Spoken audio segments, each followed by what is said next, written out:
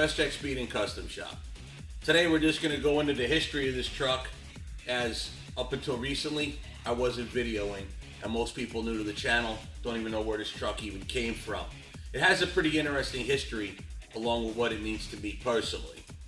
This truck's history.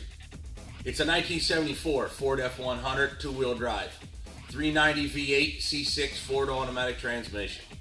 It was originally bought in Oklahoma, then sold to an Air Force airman who then drove it to the Carolinas. This time frame is a complete unknown to me.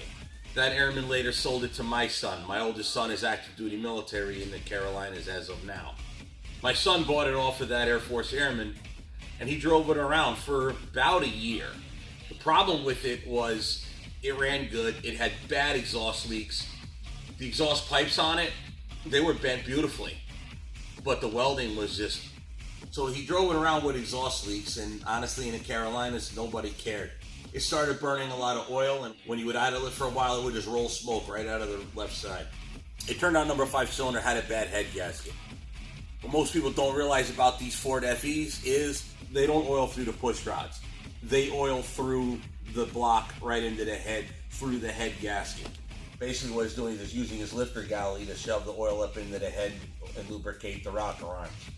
But if the head gasket fails in the right spot, you could pump oil right into one of the cylinders, and it did. The truck ran this way for a while. He figured, okay, when he would be moving out of the Carolinas and going somewhere else, I would take the truck, rebuild the engine, and get it back to him.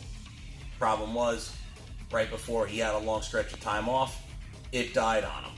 Turned out, it lost a set of points. Now this is 2018, and my son is about 20 years old. He's never seen a set of points before in his life. Most kids his age haven't. The way the points were failing, and he described the failure to me, it started sounding like the timing chain had slipped on him. This era Ford also ran that nylon-coated top sprocket, and when that nylon breaks, as they always do, the chain gets loose, the cam loses its timing, and then it skips time on you. So I drove my car all the way down there to get him that car, figure out how to repair the truck or to tow it back. It turned out I was able to get it repaired, and I drove it all the way up here from Carolinas all the way up here to Wisconsin. As I drove it, I started realizing how bad the head gaskets were starting to fail, as by the time I got through Indiana, it started really pushing water right out of the radiator. So it was overheating, but I was still managed to keep it going, just keep adding water. It was still summertime, so it wasn't a big deal. And I got it up here successfully with no problem. Got the old engine out, which is sitting over there dripping on my floor to this day. And we put the new one in. The new engine has a little bit of history to it. While my son was a lot younger in life, I had bought a 1963 Ford Thunderbird with the 390 in. Now that was more of a performance-built engine. Of course, you see by the condition of the car, it wasn't in the greatest shape. I bought it thinking I would make it into a drag car. I later pulled the engine, kept it in the transmission, and somebody made me an offer I couldn't refuse on the body. They wanted it more than I did. So I sold that car off and kept the engine and transmission. So while I still had it, my son took the engine apart, and when I took it out, it was only a short block, but it was seized solid. I was able to get everything out of that block and then reuse the majority of the parts. What most people don't realize about the FE series of engines is it started in 1958. But somewhere either in the late 60s or early 70s, they changed the bosses on the side of the block to be able to bolt them in these trucks. The 63 Ford Thunderbird block without an adapter kit would not bolt into this truck frame. This engine block actually came out of my truck. My truck is on, I think its 3rd engine. I bought that truck with a junk engine in it. I put a used engine in it. That one ran about 6 months, lost oil pressure. I found a rebuilt one and put that one in. Long story short, that truck went through enough engines because I never built one for it. I just bought used garbage. In the end, it sits there needing an engine. This engine block came out of my truck. It's one of the ones that were rebuilt and didn't hold up. So the block is one of mine, and it bolts into this truck. So the engine block is one of the only parts that did not come from that Thunderbird. The heads on this engine were from that Thunderbird. Those I had redone because I figured, you know what, my kid took them apart and took them out. Let me give them back to him.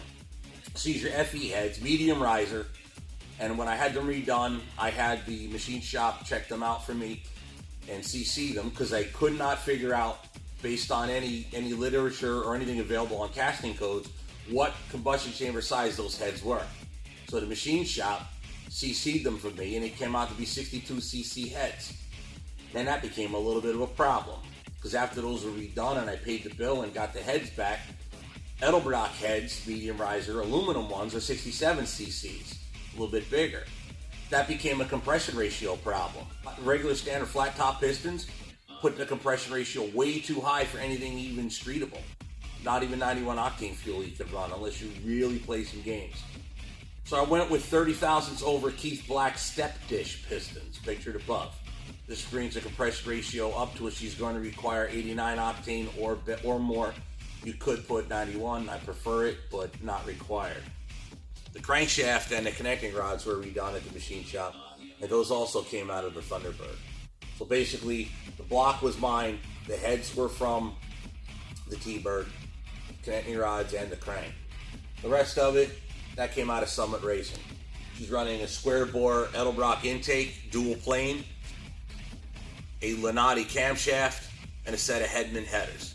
In this truck, the best bang for my money was Hedman headers. Not particular to the brand, but they made the header that fits this exact truck. And as you see in the other video, fitment becomes a problem, especially around that starter. But they bolt on quite nicely. The truck came factory with air conditioning, which is why this is removed. Earlier we did film, but I managed to lose the video. My own stupid mistakes.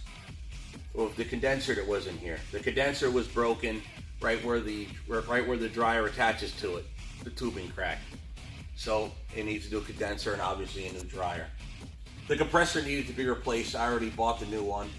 The only thing I'm looking for now is the clutch for it. I gotta get a clutch, but it is a factory installed air conditioning system by Ford for 1974. If Matt will look a little at the top of the truck, you can see that got these fog lights on a makeshift headache rack. Underneath the dash is a whole lot of switches and lights. And now let me tell you, they put every accessory in this thing. Previous owner to my son, he put everything. Even had a CB radio with a PA speaker in it. So actually the hood was cluttered up and pretty yucky inside with all these extra wires. That took about an hour just to get all of that crap out. Although I will give the award to the craziest underhood mod ever was, the Mexican Bob. Now Mexican Bob's got that blue Chevy sitting outside, the 83 Chevy pickup truck. Admittedly, he didn't do this, but underneath there, and you'll see it in the picture, there's an electrical plug underneath the hood, like an electrical plug like in your house. It's under the hood. It's not hooked up to anything. It's just there. Apparently, he put a new fender on it, and that plug came with the new fender. And when he put the fender on it, he just never took it off. But it was sure as hell funny when I pulled the old engine out of it, and I'm like, "What in the world's this?" What? I think he gets the award for the funniest underhood mod. This thing had a bird's nest under there like you wouldn't believe.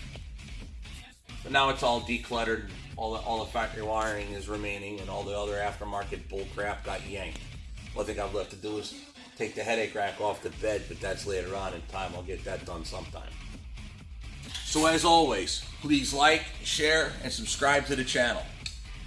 I am Steve Feszchak. This is Feszchak Speed and Custom Shop. What can I build for you?